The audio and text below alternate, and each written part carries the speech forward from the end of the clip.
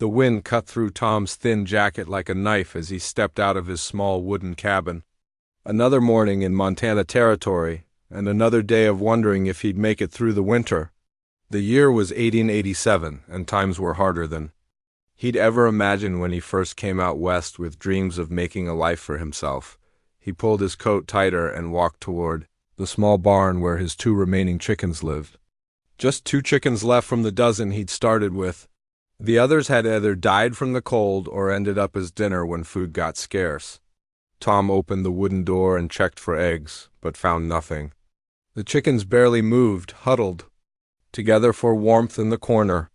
"Come on, girls," he whispered to them. "Just 1 egg would help."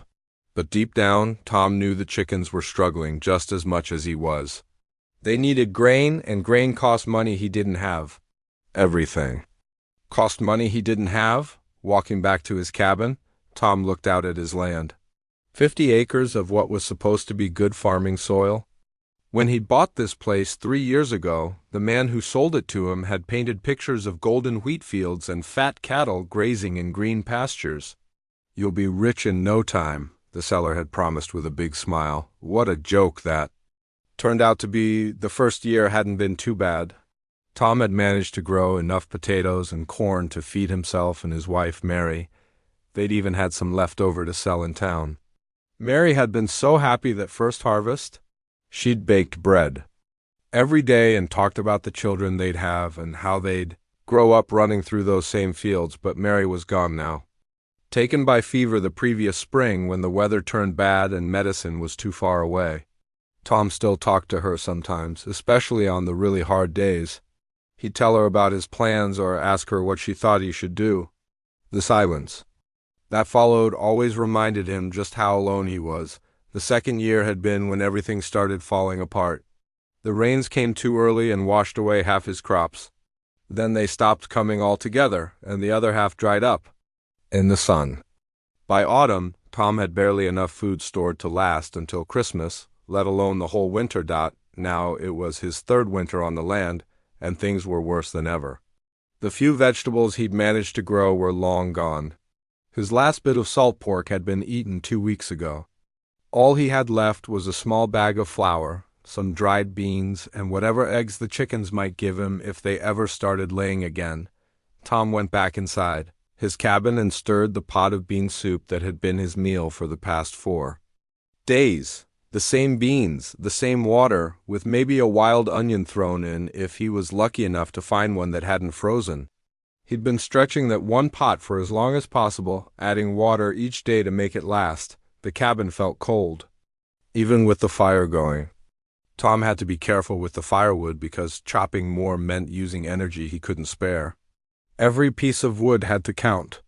He'd already burned his extra chair and was looking at the small table Mary had loved, wondering if it might have to go next. Sitting by the fire, Tom opened the small wooden box where he kept his money. $3.47. That was everything he had left in the world. In town, that might buy him enough food for a week if he was very careful. But town was a 2-day walk away, and the weather had been too bad to make the trip. He thought about the land deed hanging on his wall. Sometimes he wondered if he should just give up and sell the place. Maybe move to one of the bigger cities where a man could find work in a factory or loading ships. But the land was all he had left of his dreams with Mary. Selling it would feel like giving up on her memory. Tom picked up the letter that had come last month from the bank. He'd read it so many times he knew it by heart, but he read it again anyway. They wanted their money. All of it. By the end of March, or they'd take the land. $215.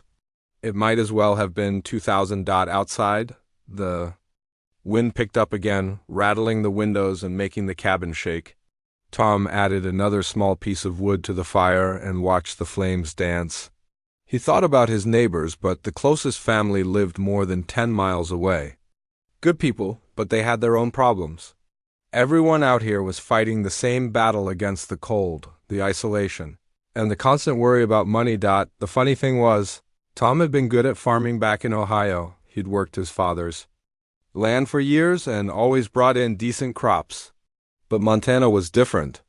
The weather was harsher, the soil was strange, and it seemed like every time he figured out how to deal with one problem, two more would pop up. He thought about writing to his brother back east, but pride kept stopping him. When Tom had left Ohio, he'd made such a big show of going west to make his fortune. He'd promised to send money home and maybe even bring the whole family out to his ranch someday. Writing now to ask for help would mean admitting he'd failed. Tom stirred his soup again and tried to make it last longer by eating very slowly. Each spoonful had to count. As he ate, he planned out the next day, checked the traps he'd set for rabbits, look for any winter berries that might still be hanging on the bush, maybe dig around where his potato plants had been to see if he'd missed any small ones. The soup was thinner than water, but it was warm, and that was something. Tom saved half of it for tomorrow and carefully covered the pot. Waste nothing. That had become his rule for everything. As the sun started to set, the cabin grew darker and colder. Tom wrapped himself in the quilt Mary had made and sat close to the fire. This was the hardest time of day, when the work was done and there was nothing left but to think. He tried not to think about how hungry he was or how cold the cabin would be by morning. Instead, he tried to remember better times. He remembered the day he and Mary had first seen this land. The grass had been green, wildflowers were blooming everywhere, and a small stream ran clear and bright through the middle of it all. Mary had clapped her hands and said it was the most beautiful place she'd ever seen. They'd stood there holding hands, planning where they'd build the house and where they'd plant the garden. Those dreams seemed like they'd belonged to different people now. Tom looked out the window at the snow starting to fall again. Big, heavy flakes that meant the storm would probably last all night. He said a little prayer like Mary used to do, asking for the strength to make it through another night and another day. Tomorrow would bring new challenges, but it would also bring new chances. Maybe the chickens would lay an egg. Maybe he'd catch a rabbit in one of his traps. Maybe something good would happen for a change. He had no way of knowing that tomorrow would indeed bring something unexpected, something that would change everything. Tom woke up to the sound of wind howling like a pack of wolves around his cabin. At first, he thought he was dreaming, but then the whole building shook and he knew this was real. The kind of real that could kill a man if he wasn't careful. He sat up in his bed, which was really just a pile of old blankets on a wooden frame he'd built himself. The fire had died down to nothing but glowing coals, and the cabin was so cold he could see his breath in the darkness. Outside, the wind sounded angry, like it was trying to tear his little home apart board by board. Tom had lived through plenty of Montana winters, but this sounded different, worse. He pulled on his boots and coat, though the coat was so thin now it barely helped. When he opened the door to check his firewood pile, the wind hit him like a punch to the face. The snow wasn't just falling anymore. It was flying sideways, thick and heavy, making it impossible to see more than a few feet in any direction. The cold was the kind that hurt your lungs when you breathed and made your eyes water instantly. Tom had never felt anything like it. He grabbed as much firewood as he could carry and rushed back inside. Slamming the door behind him, his hands were already numb and he'd only been outside for maybe 30 seconds. This was the kind of storm that killed people. The kind that froze cattle solid where they stood and buried entire houses under snow. Tom worked quickly to build up his fire, using more wood than he usually allowed himself. Tonight wasn't the time to worry about saving fuel. Tonight was about staying alive. The flames grew bigger and brighter, pushing back the cold that had been creeping into every corner of his cabin. As the wind continued to scream outside, Tom tried to make himself comfortable near the fire. But comfort was impossible when the whole cabin kept shaking. He could hear things blowing around outside, probably pieces of his fence or maybe even part of his barn roof. Every gust sounded like it might be the one that finally knocked his cabin over. He thought about his chickens and hoped they were huddled together tight in their corner of the barn. Poor things were probably as scared as he was. Tom had seen storms kill livestock before, and there wasn't much he could do about it now except hope for the best. The hours crawled by slowly. Tom fed the fire and listened to the wind, trying to tell if it was getting worse or better. Sometimes it would die down for a minute, and he'd think maybe the worst was over. Then it would come back even stronger, making the windows rattle and sending more cold air through the gaps in his walls. Around midnight, something changed. The wind was still howling, but now Tom could hear something else mixed in with it. At first, he thought it was just his imagination, or maybe a loose piece of wood banging against the cabin. But as he listened more carefully, it sounded almost like crying. Tom told himself he was hearing things. Who would be out in weather like this? It was impossible. Anyone caught outside in this storm would be dead in minutes. But the sound kept coming, faint but definitely there, rising and falling with the wind. He tried to ignore it and focus on keeping his fire going. But the sound wouldn't leave him alone. It reminded him of a hurt animal or maybe a child. The more he listened, the more sure he became that something or someone was in trouble out there. Tom stood up and put his ear against the door. Yes, there it was again. Definitely crying and definitely human. A young voice, high and scared, coming from somewhere near his cabin. His heart started beating faster as he realized what this meant. Someone was out there in this deadly storm, and they were in serious trouble. Every smart part of his brain told him to stay inside. Opening that door would let out all his precious heat and let in the killing cold. He only had so much firewood, and if he used it all up trying to help someone else, they might both end up frozen by morning. It was the kind of decision that could cost him his life, but Tom couldn't just sit there and listen to someone crying in the storm. It went against everything his mother and father had taught him about helping people in trouble. It went against everything Mary would have wanted him to do, even if it was dangerous, even if it was stupid. He couldn't ignore someone who needed help. Tom put on every piece of clothing he owned. His coat, Mary's old shawl, 2 pairs of socks, and gloves that had more holes than fabric. He grabbed a lantern and lit it from the fire, though he wasn't sure how much good it would do in the blowing snow. Taking a deep breath, Tom opened the door and stepped into the storm. The cold hit him so hard it took his breath away.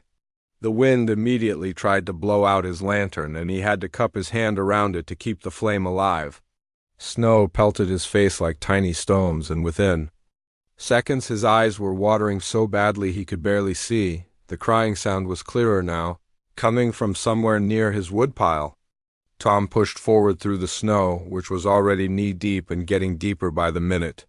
Each step was a struggle, and the wind kept trying to knock him over. He called out, "Hello? Where are you?" But his voice was swallowed by the storm. He could barely hear himself speak. Tom held his lantern high and tried to see through the swirling snow. The crying was getting louder, which meant he was going in the right direction.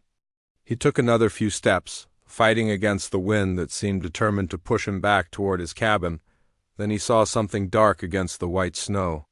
At first, he thought it might be a fallen branch or a piece of equipment blown by the wind. But as he got closer, his heart sank. It was a person curled up in a ball next to his woodpile, barely moving. Tom rushed forward as fast as he could through the snow. The person was small, probably a child, wearing clothes that looked completely wrong for this kind of weather. They were shivering so hard their whole body was shaking, and their lips looked blue even in the dim light of his lantern, without thinking about his own safety anymore. Tom bent down and tried to lift the child. They were conscious but barely responding, too cold and scared to do much more than whimper. Tom could feel how cold their body was even through their thin clothes.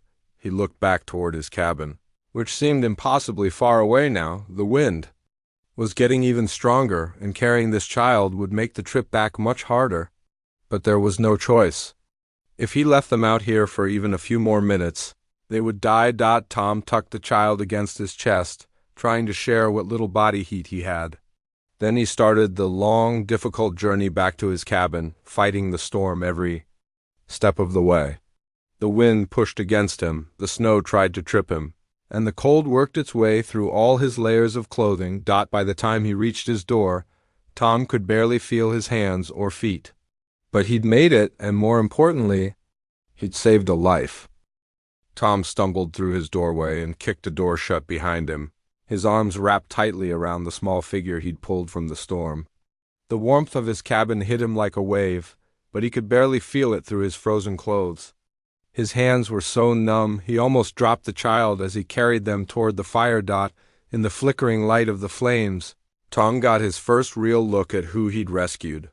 It was a young girl, maybe 11 or 12 years old, with long black hair that was crusted with ice and snow. Her skin was dark, and Tom realized she was Native American, probably from one of the tribes that lived in the area. The girl's eyes were closed, and she wasn't moving much except for the violent shivering that shook her whole body. Her lips had turned a scary shade of blue, and when Tom touched her hands, they felt like blocks of ice. She was wearing what looked like a thin dress made of leather and cloth, with soft shoes that were completely soaked through. No coat, no hat, no gloves. Nothing that could protect someone from a storm like this. Tom's heart raced as he realized how close to death this child was. He'd seen frostbite before, and he knew that people could die from being too cold, even after you brought them inside. The girl needed help fast, or she might not make it through the night. "Hey there," Tom said softly, trying not to scare her. "You're safe now. You're going to be okay." The girl's eyes fluttered open for a moment, dark and frightened, before closing. Again, she mumbled something in a language Tom didn't understand. Her voice so quiet he could barely hear it over the crackling fire. Tom knew he had to warm her up, but he also knew he had to be careful. Warming someone too fast after they'd been frozen could be dangerous. He'd heard stories of people who died from the shock of going from freezing cold to warm too quickly. He laid the girl down on his bed, which was the warmest spot in the cabin, and started working on getting her out of her wet clothes. Her dress was frozen stiff in places, and her shoes were like chunks of ice. As he carefully removed each piece, Tom could see that her feet and hands were white and hard-looking, which meant the frostbite was serious. Tom grabbed every blanket and piece of warm cloth he had in the cabin.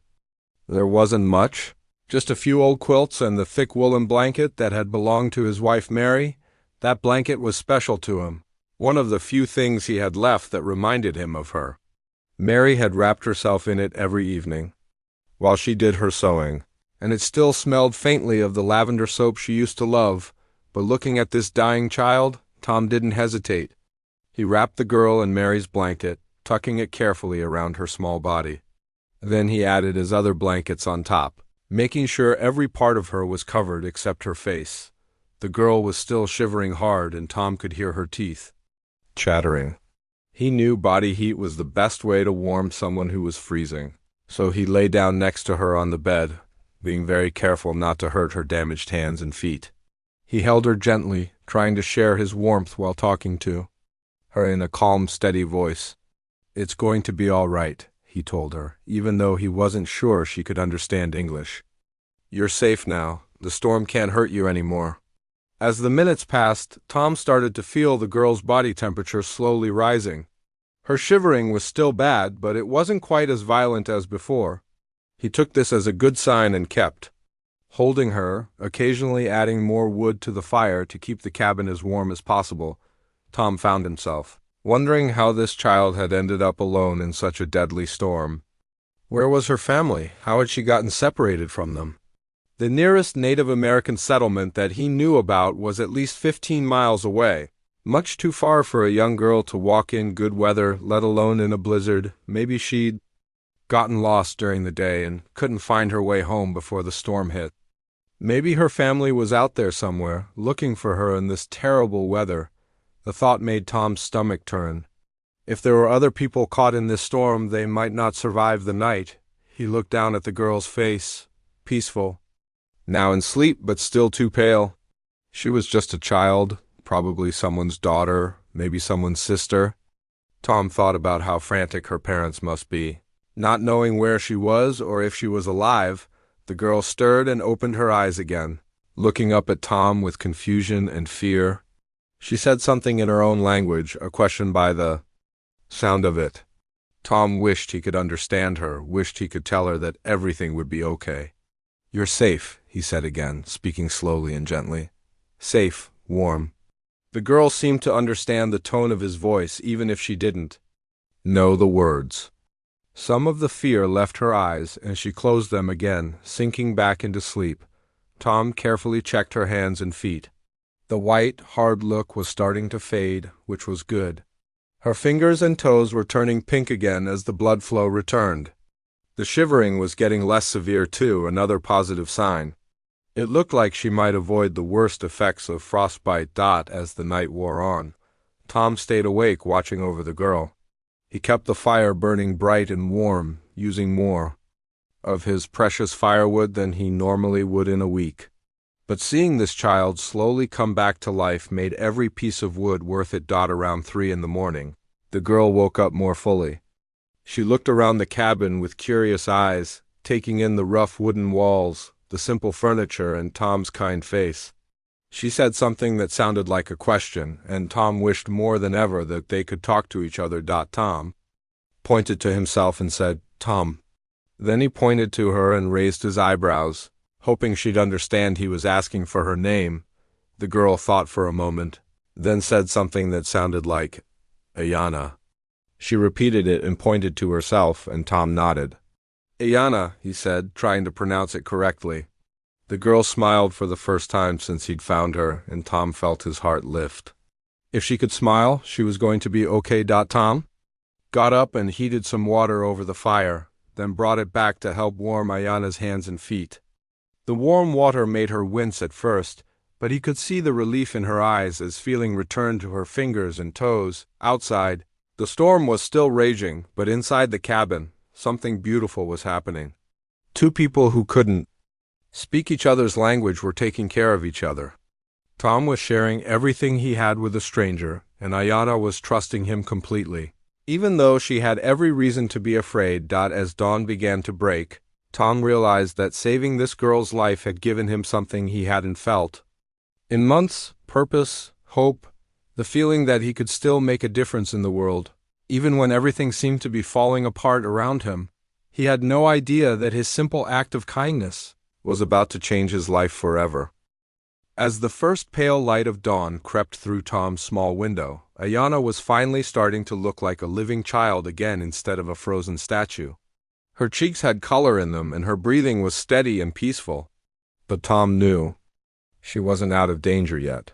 She needed food, warmth, and more rest before she'd be strong enough to travel anywhere. The problem was, Tom barely had enough food for himself, let alone a growing child who needed to recover from nearly freezing to death. He looked at his small bag of flour and the handful of dried beans that were supposed to last him another week.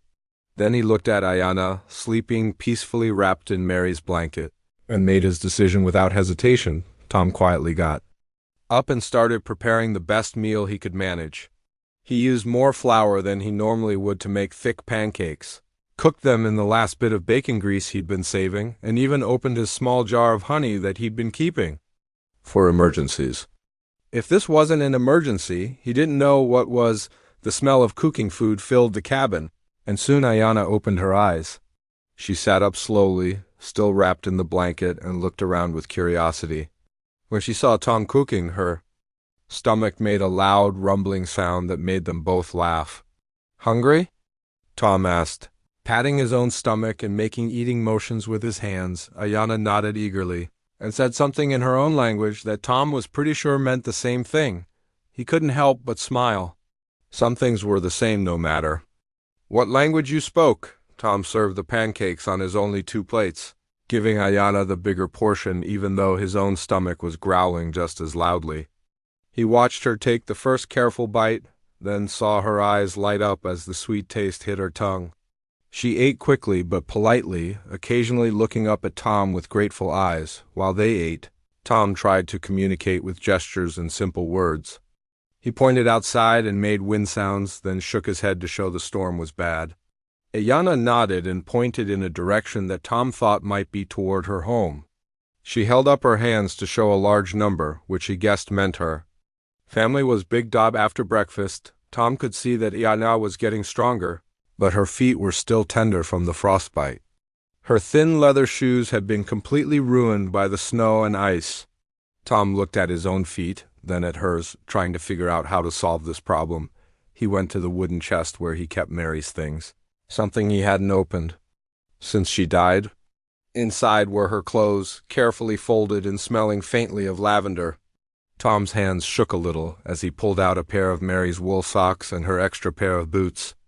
They would be too big for Ayanna, but they would keep her feet warm and dry. Tom also found Mary's heavy winter coat, made of thick wool with a warm lining. It had been too big even for Mary, bought from a man in town who needed quick money and was selling his wife's clothes. Tom had never expected anyone else to wear it, but looking at Ayanna's thin dress, he knew Mary would have wanted this coat to help save a child's life. When Tom brought the clothes over to Ayanna, she seemed to understand what he was offering. But instead of taking them right away, she looked confused and a little worried. She pointed to herself, then to the clothes, then to Tom, asking a question with her eyes. Tom realized she was asking if it was really okay to take these things. Maybe in her culture, accepting such valuable gifts created obligations she couldn't fulfill. Tom smiled and nodded, then pointed to the clothes and then to her, trying to show that he really wanted her to have them. To make his point clearer, Tom took the coat and gently helped Ayanna put it on. It was indeed too big for her, but it would keep her warm. The boots were also loose, but with Mary's thick socks, they stayed on her feet. Tom used some strips of cloth to help secure them better. When Ayanna was fully dressed in the warm clothes, she stood up and walked around the cabin. Carefully, Tom could see relief in her face as she realized her feet didn't hurt as much anymore. She said something to Tom in her own language, and even though he couldn't understand the words, he could hear the gratitude in her voice. But Tom wasn't done yet. He knew that when Ayanna left his cabin, she might have a long journey ahead of her to get back to her family. The storm was still blowing outside, though not as fiercely as during the night. She would need something to keep her warm during that journey. Tom looked at Mary's blanket, still wrapped around Ayanna's shoulders. It was the most valuable thing he owned, not because of money, but because of memories. Mary had worked on that blanket for months, choosing each piece of wool carefully, dyeing some of it with berries and plants she gathered herself. She'd wrapped herself in it every evening, and after she died, Tom had held it close when he missed her most. Giving away that blanket would mean giving away his most precious connection to his wife. But as Tom looked at this young girl who had almost died in the cold, he knew what he had to do. Some things were more important than holding on to the past. Tom gently took the blanket from Ayanna's shoulders and examined it carefully. It was thick and well made, perfect for traveling in cold weather. He wrapped it around her again, but this time he took her hands and placed them on the blanket.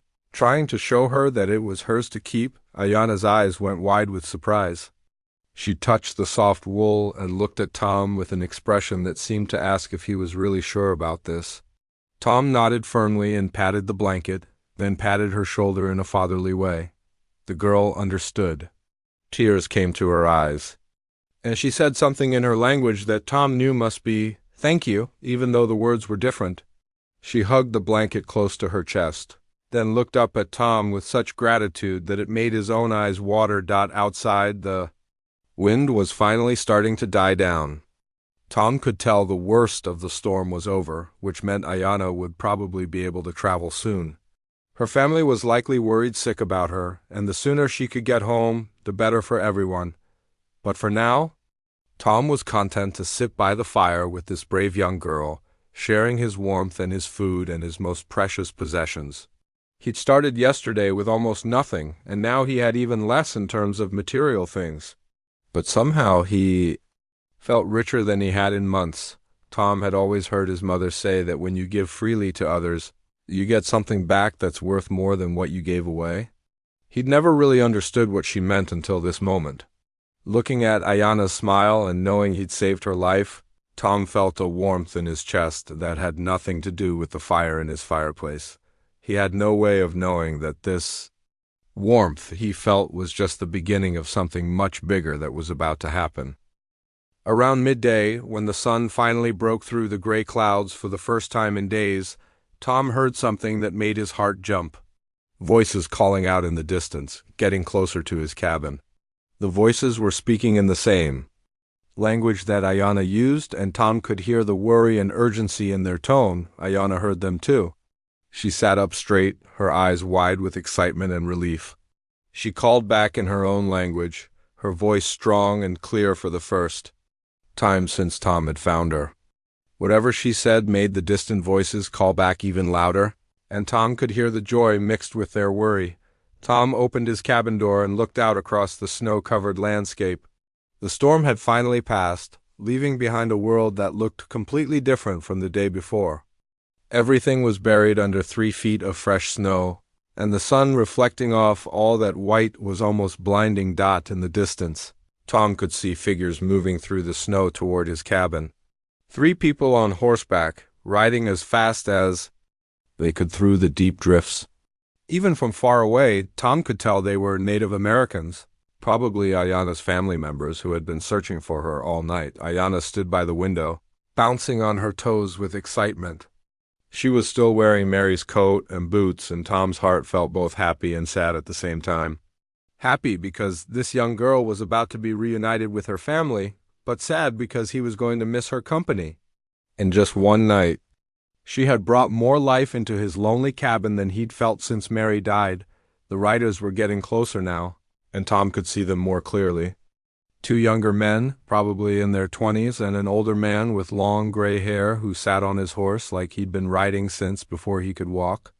All 3 looked exhausted and worried, like they'd been searching all night without rest. When they reached Tom's cabin, the older man dismounted first.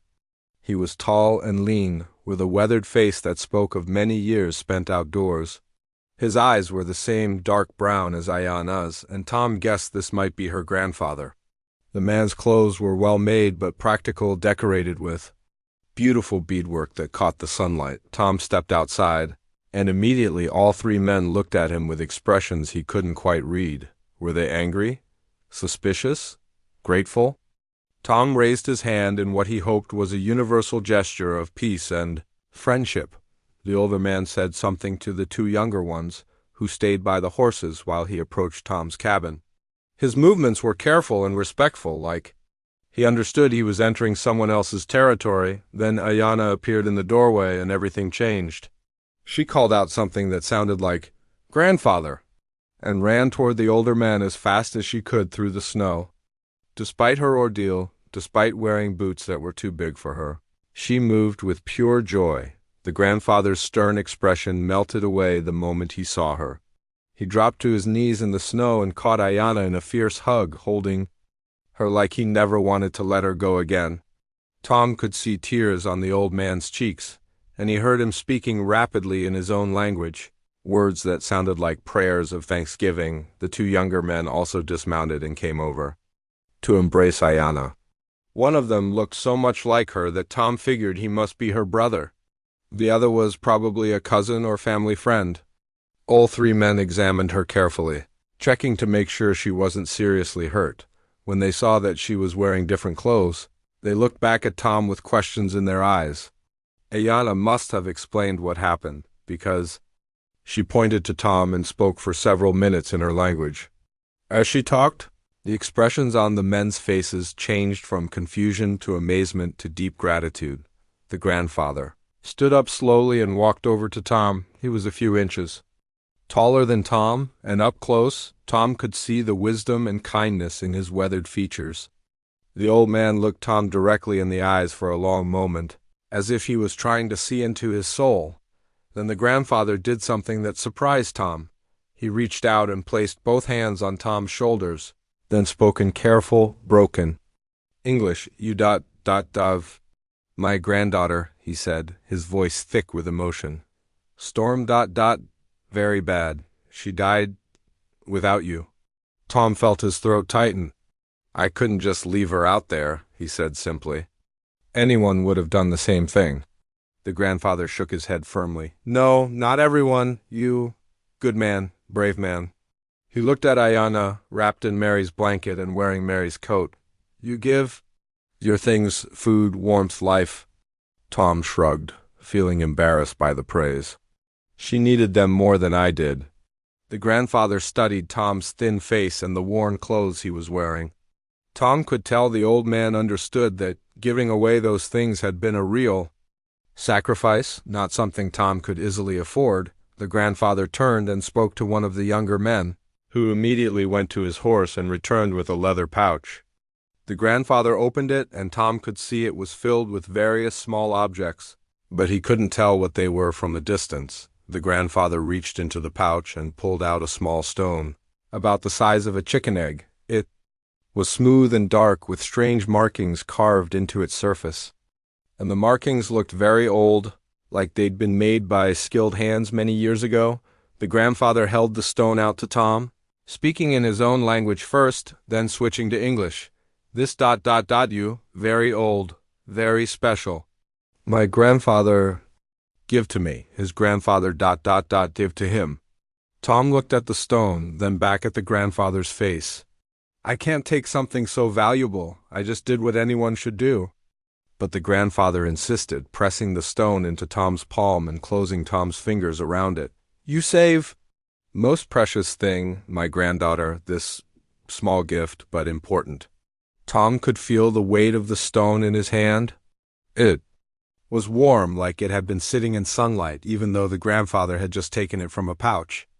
The carved markings felt smooth under his fingers, worn down by countless hands that had held this stone before him. The grandfather pointed toward the eastern edge of Tom's property, where the land sloped down toward a small creek that was now frozen solid. Land speaks. To those who listen, he said mysteriously. Stone helps ...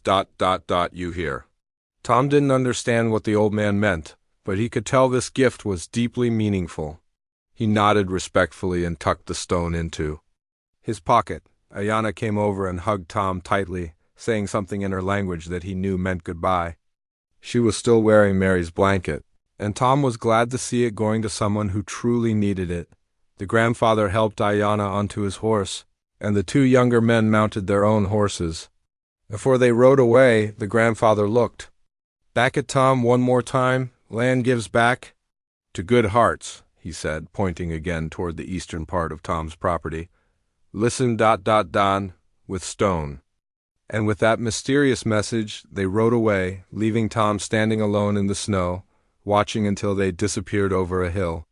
In his pocket, the strange stone seemed to pulse with warmth, like it had a heartbeat of its own.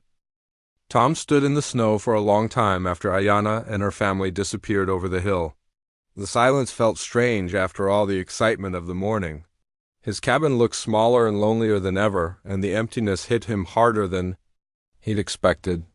Just a few hours ago, he'd had company, purpose, someone to take care of. Now he was back to being alone with his struggles. He walked slowly back to his cabin, his boots crunching in the deep snow. Inside, everything reminded him of Ayana's visit. The bed where she'd slept still had an indentation from her small body. The plates they'd used for breakfast were still sitting by the fire. Even the air seemed different somehow, like it held the memory of her presence. Tom sat down heavily in his wooden chair and pulled the strange stone from his pocket. In the dim light of his cabin, it looked even more mysterious than it had outside. The dark surface was smooth as glass, and the carved markings seemed to shift and dance when he turned it different ways. Some of the symbols looked like animals, others like natural things such as trees or mountains, but many were completely unfamiliar. He tried to remember exactly what the grandfather had said about the stone. Something about land speaking to those who listen, and the stone helping him. Here, Tom had lived on this land for 3 years, and the only thing it had ever said to him was that farming was harder than he'd thought it would be. The old man had also pointed toward the eastern part of Tom's property, the area that sloped down toward the frozen creek. Tom had been over that ground hundreds of times, looking for good spots to plant crops or places to graze animals if he ever got enough money to buy some. There was nothing special about it that he could see, just rocks, scrub brush, and poor soil that didn't want to grow much of anything. But as Tom held the stone, he found himself thinking about that eastern slope in a new way. The grandfather had seemed very specific about that direction, like he knew something Tom didn't. And the way he'd said land gives back to good hearts made it sound like he believed something good was going to happen there. Tom turned the stone over in his hands, feeling its surprising warmth. Even sitting in his cold cabin, the stone felt like it had been lying in summer sunshine. He wondered how something could stay so warm and whether that was part of what made it special. As the afternoon wore on, Tom tried to go about his normal routine, but he found it almost impossible to concentrate. He kept thinking about the stone, about the grandfather's mysterious words, and about that eastern slope. Finally, he decided he couldn't stand the curiosity any longer. Even though the snow was deep and the walk would be difficult, he had to go take a look at that part of his land. Tom put on his heaviest coat and his warmest boots, tucked the stone safely in his pocket, and headed outside. The sun was shining brightly now, making the snow sparkle like it was covered with tiny diamonds. The storm had definitely passed, leaving behind one of those perfect winter days that would have been beautiful if Tom hadn't been so worried about his future. Walking through the deep snow was exhausting work. Each step required lifting his foot high and pushing through drifts that sometimes came up to his waist. By the time Tom reached the eastern edge of his property, he was breathing hard and sweating despite the cold air. He stood at the top of the slope, looking down toward the creek that wound through the bottom of the small valley. Everything was white and peaceful, with only the dark line of the frozen creek breaking up the endless snow. Tom didn't see anything different or special about this area. It looked exactly the same as it always had. Feeling a little foolish, Tom pulled the stone from his pocket and held it up, as if it might help him see something he was missing. The stone was still warm in his hands, and as he stood there holding it, Tom could swear he felt it getting even warmer. He started walking down the slope, following no particular path, just letting his instincts guide him.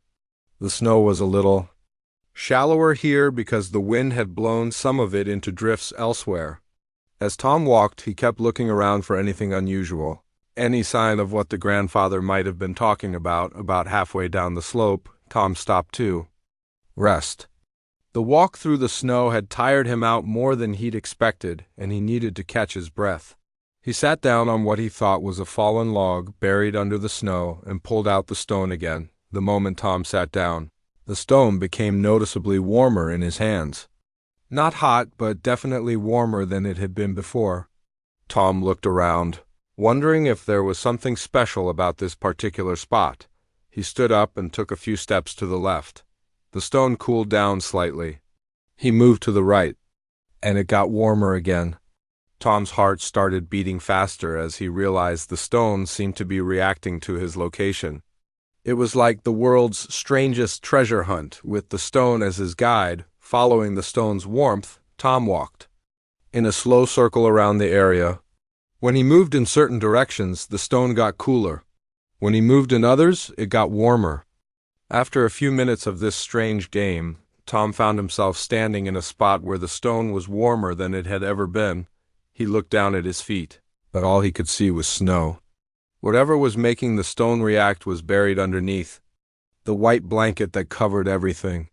Tom knelt down and started brushing snow away with his hands, working carefully to clear a small area. The snow was deeper than he'd thought, and his hands quickly became numb from the cold. But Tom kept digging, driven by curiosity and the stone's continuing warmth. After clearing away about 2 feet of snow, his fingers hit something hard. At first, Tom thought he'd found another rock. The ground in this area was full of stones, of all sizes, and hitting one while digging wasn't unusual. But as he cleared away more snow, Tom realized this wasn't an ordinary rock. It was darker than the other stones on his land, and it had an unusual shape, almost like it had been carved or worked by human hands. Tom's excitement grew as he dug further. The stone in his pocket was now so warm it was almost uncomfortable, and he could feel his heart pounding with anticipation. Whatever he was uncovering, it was definitely connected to the grandfather's gift. As more of the object became visible, Tom saw that it wasn't just one stone, but several stones arranged in a pattern. They formed a rough circle, each one about the size of his fist, and they were all the same dark color as the stone the grandfather had given him. Tom sat back on his heels, staring at what he'd uncovered. This arrangement of stones was clearly not natural. Someone had placed them here deliberately, probably many years ago. But who? And why? And how had the grandfather known they were here? The stone in Tom's pocket pulsed with warmth, as if it was trying to tell him something important. Tom pulled it out and held it near the circle of stones he'd uncovered. The warmth increased even more, and for just a moment, Tom could have sworn he heard something like a whisper in the wind. He was beginning to understand that this was only the beginning of whatever the grandfather had wanted him to find. Tom stared at the circle of dark stones for what felt like hours, though it was probably only minutes. The wind had picked up again, blowing loose snow across the area he'd cleared, but the stone in his pocket continued to pulse with that strange, comforting warmth. He couldn't shake the feeling that he was standing at the edge of something important, something that would change everything. The sun was starting to sink lower in the sky, and Tom knew he should head back to his cabin soon. Winter days were short, and being caught outside after dark in this cold could be dangerous. But something kept him rooted to the spot. As if the stones were calling to him to dig deeper. Tom made a decision that surprised even himself. Instead of heading home, he trudged back through the snow to his cabin to get his shovel. If there was more to find here, he was going to find it today. The stones seemed to approve of this choice, growing even warmer in his pocket as he walked. When Tom returned with his shovel, the late afternoon sun was casting long shadows across the snow. The circle of stones looked different now, more purposeful. Somehow, like they were marking something specific. Tom began digging carefully around the perimeter of the circle, working slowly to avoid damaging whatever might be buried there. The ground was partially frozen, making the digging hard work. Tom's breath came out in white puffs, and sweat dripped down his face despite the cold air. But he kept going, driven by curiosity and the stone's continuing warmth. Each shovelful of dirt revealed more of the mysterious stone arrangement. As Tom dug deeper, he began to see that the circle was larger than he'd first thought. The stones weren't just sitting on the surface, they were the tops of much bigger stones that extended down into the earth. Whatever this place was, it had been here for a very long time. About 3 feet down, Tom's shovel hit something that wasn't stone or dirt. It made a different sound, a metallic clinking that echoed up from the hole he'd dug. Tom's heart jumped, and he dropped to his knees to investigate with his hands. His fingers found something cold and hard, but smooth in a way that the stones weren't. Tom carefully brushed dirt away from the object, and in the fading light he saw the unmistakable glint of metal. Not iron or steel, which would be rusty after being buried so long, but something that still shined despite years in the ground. Tom's hands shook as he realized what he was looking at. Gold, a chunk of raw gold, or about the size of his fist, mixed with quartz and other rock, but unmistakably containing the precious metal that men traveled thousands of miles to find. For a moment, Tom couldn't breathe. He'd heard stories of prospectors finding gold in Montana, but those were usually far to the west, in the mountains where mining companies worked with heavy equipment. This was farming country, not mining country. Gold wasn't supposed to be here, but as Tom cleared away more dirt, he found another piece of gold, then another. Each piece was different in size and shape, but all contained the same unmistakable yellow metal that caught and reflected the last rays of sunlight. Tom sat back in the snow, holding a piece of gold in each hand, trying to process what was happening. 24 hours ago, he'd been a man with $3 to his name, facing the loss of his land and wondering how he'd survive the winter. Now he was sitting in a hole he'd dug on his own property, holding what might be enough gold to solve all his problems. The stone in his pocket was now so warm it was almost hot, as if it was celebrating along with him. Tom pulled it out and looked at it again, seeing the carved symbols in a completely new light. Had these markings been a map of some kind? Had the grandfather known exactly what Tom would find here? As the sun continued to set, Tom forced himself to think practically. He needed to understand how much gold was here and what it might be worth. He also needed to keep this discovery secret until he could figure out what to do about it. Gold had a way of making people do crazy things, and Tom didn't want word getting out until he was ready. Working as quickly as he could in the fading light, Tom dug a bit more around the stone circle. Everywhere he dug within the circle, he found more gold, some pieces were small, no bigger than pebbles.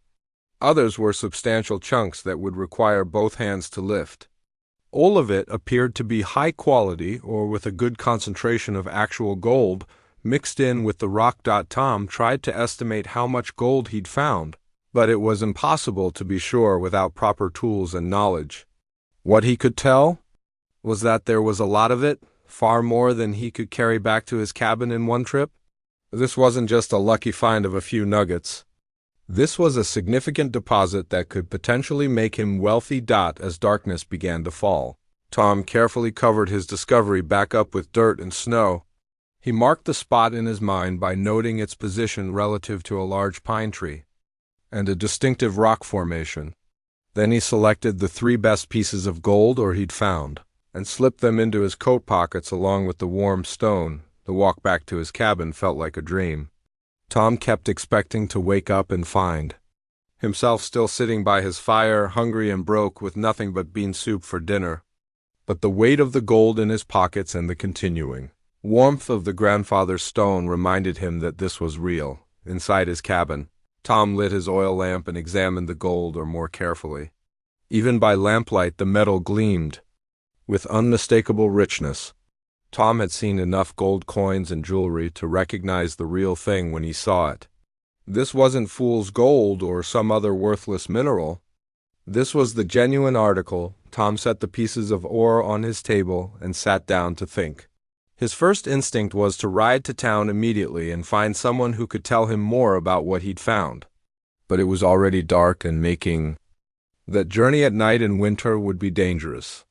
Besides, showing up in town with raw gold ore would raise questions he wasn't ready to answer yet. Instead, Tom spent the evening making plans. He would need to test the ore properly to determine its exact value. He would need to understand the laws about mining claims and mineral rights. Most importantly, he would need to figure out how to extract and sell the gold without attracting unwanted attention from people who might try to take advantage of him. As Tom prepared for bed, he held the grandfather's stone one more time. The warmth had faded to a gentle, comfortable temperature, like the stone was satisfied with the day's work. Tom understood now that this hadn't been just a gift from a grateful grandfather. It had been a key to a treasure that had been waiting on his land for who knows how long. The old man's words came back to him. Land gives back to good hearts.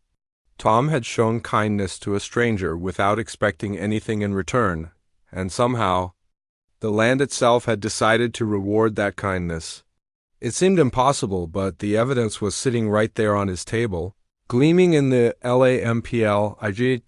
Tom fell asleep that night with gold ore under his pillow and warmth in his heart, knowing that everything was about to change. 3 years later, Tom barely recognized his own life.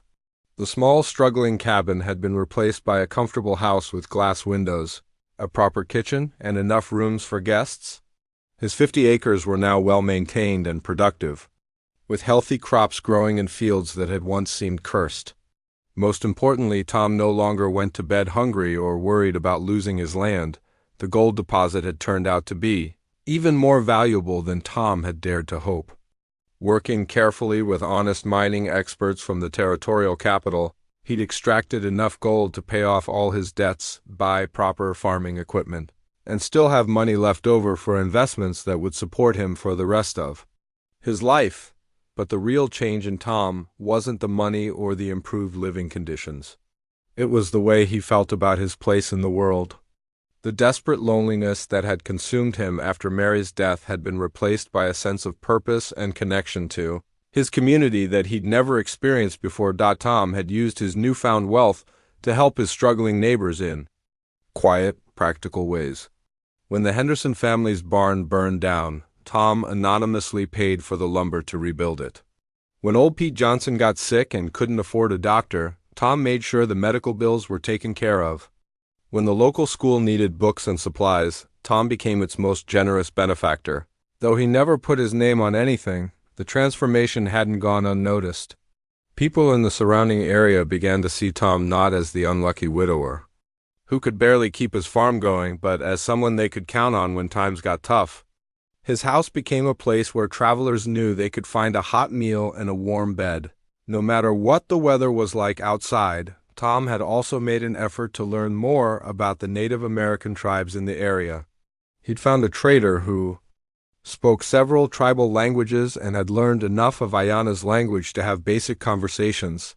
He discovered that the stone circle where he'd found the gold was considered sacred ground by her people, a place where the earth was believed to hold special power for those who approached it, with pure intentions. On this particular autumn morning, Tom was sitting on his front porch, watching the sun rise over land that was now green and prosperous, when he saw familiar figures approaching on horseback.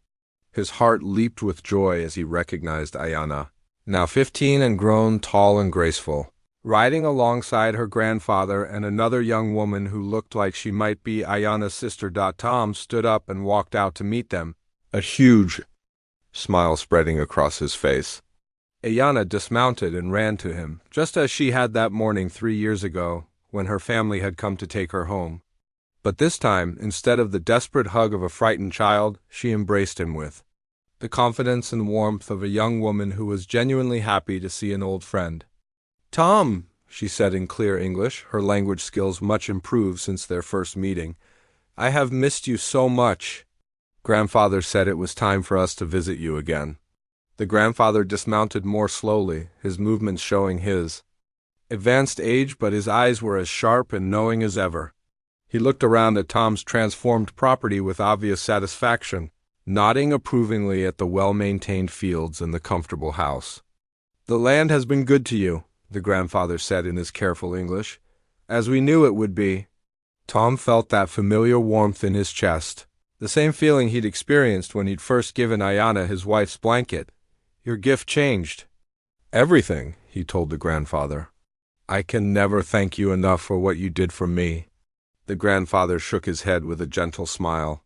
"You saved my granddaughter's life. The earth simply returned the favor. That is how the world works, when people act from the heart." Ayana pulled away from Tom and gestured to the young woman who had remained on her horse. "This is my sister, Kira. She has heard many stories about the kind man who saved me from the storm." Kira dismounted and approached Tom with shy curiosity. She was older than Ayana, maybe 18 or 19, and carried herself with quiet dignity.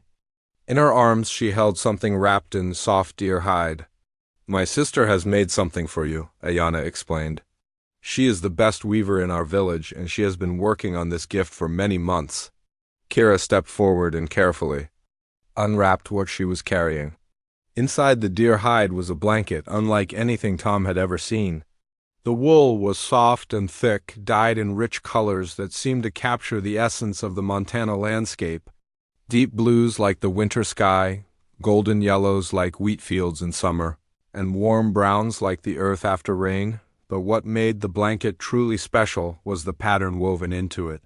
Tom could see images that told a story: a small cabin in a snowstorm, a man rescuing a child, and symbols that he now recognized as representing the sacred stone circle where his life had changed forever. "It's beautiful," Tom said, his voice thick with emotion, "but I can't accept something so valuable. You've already given me so much." Kira spoke for the first time, her voice soft but determined. "My grandfather told me that you gave Ayana our great-grandmother's blanket to save her life. This blanket is made to honor that kindness. Please, you must take it." Tom accepted the blanket with trembling hands, feeling the incredible softness of the wool and the hours of careful work that had gone into creating it.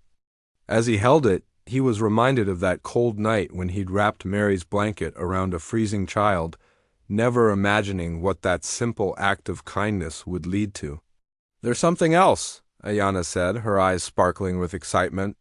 "Tell him, grandfather," the old man smiled mysteriously. "We have heard that you use your good fortune to help others, that you share your wealth like you shared your warmth with my granddaughter. This makes us very happy. I learned from the best teacher," Tom said, looking at each of them in turn. "You showed me that when we give freely to others, we receive more than we ever gave away." The grandfather nodded approvingly. "This is why we want to propose something to you. Our people know this land well, and we know there are others like you who struggle to make a living from farming. What if we work together to help them?" Tom's eyes lit up with interest. What do you have in mind? Your people and my people have not always understood each other, the grandfather continued. But you have shown that kindness crosses all boundaries. We know where the good farming land is, where the water runs clean, where crops will grow best.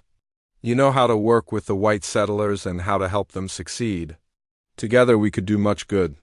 Over the next several hours sitting around Tom's kitchen table and sharing a meal he'd prepared with ingredients he could now easily afford, they planned what would become the most important work of Tom's life.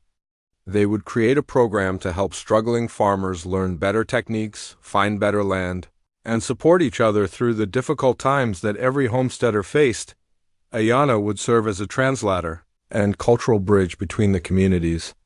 Kira would teach traditional methods of food preservation and textile making.